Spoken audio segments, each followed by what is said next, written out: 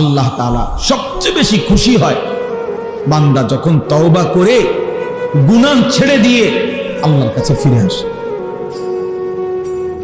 আর হাদিসে আছে, নবীজি বলেন, কোন বান্দা যখন গুনাহ ছেড়ে দেয়, নাফরমানি ছেড়ে দেয়, তওবা করে আল্লাহর কাছে ফিরে আসে, সিজদা দেয়, গোলামি করে, আল্লাহর নাফরমানি ত্যাগ করে, খোদার কসম নবী বলে আল্লাহ তখন ফেরেশতাদেরকে বলে, আমার আসমান সাজিয়ে দাও, জান্নাত সাজিয়ে দাও।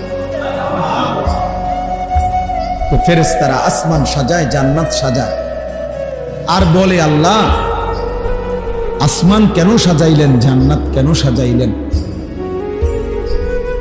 তো আল্লাহ তাআলা বলে, আসলাহাল আবদু মাওলাহু। আল্লাহ তখন বলে, শুনো ফেরেশতারা, আজকে এক গোলাম যে তার মনিব থেকে বহুদিন যাবত ভাইগে গেছিল, পলায়ন করছিল, আজকে সেই ভেগে যাওয়া পলায়ন কৃত গোলাম তার মনিবের সাথে সম্পর্ক ঠিক করে নিছে। আমারে গোলাম বহুদিন আমারে সেজদা দেয় নাই, আমার হুকুম মানে নাই, আমার নাফরমানির উপরে ডুবা ছিল, ওই আমার থেকে দূরে সরে গেছিল। আজকে আমার সেই গোলাম, আমার সেই বান্দা, আমার থেকে যে ভেগে গেছিল, আমার ভেগে যাওয়া বান্দা আমি মালিকের সাথে তওবা করে সম্পর্ক ঠিক করে দিয়েছি। আমি এই খুশিতে আসমান সাজিয়ে দিলাম, জান্নাত সাজিয়ে দিলাম। আল্লাহ তাআলা সবচেয়ে বেশি খুশি হয় বান্দা যখন তওবা করে গুনাহ ছেড়ে দিয়ে আল্লাহর কাছে ফিরে আসে।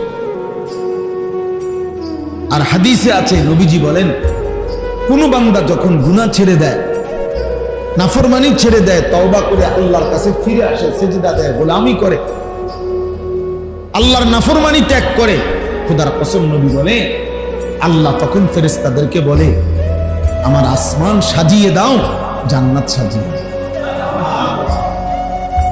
তো ফেরেশতারা আসমান সাজায়, জান্নাত সাজায়, আর বলে, আল্লাহ আসমান কেন সাজাইলেন, জান্নাত কেন সাজাইলেন? তো আল্লাহ তাআলা বলে, আসলাহাল আবদু মাওলাহু। আল্লাহ তখন বলে, শুনো ফেরেশতারা, আজকে এক গোলাম যে তার মনিব থেকে বহুদিন যাবত ভাইগে গেছিল, পলায়ন করছিল, আজকে সেই ভেগে যাওয়া পলায়ন কৃত গোলাম তার মনিবের সাথে সম্পর্ক ঠিক করে নিছে। আমারে গোলাম বহুদিন আমারে সেজদা দেয় নাই, আমার হুকুম মানে নাই, আমার নাফরমানির উপরে ডুবা ছিল, ওই আমার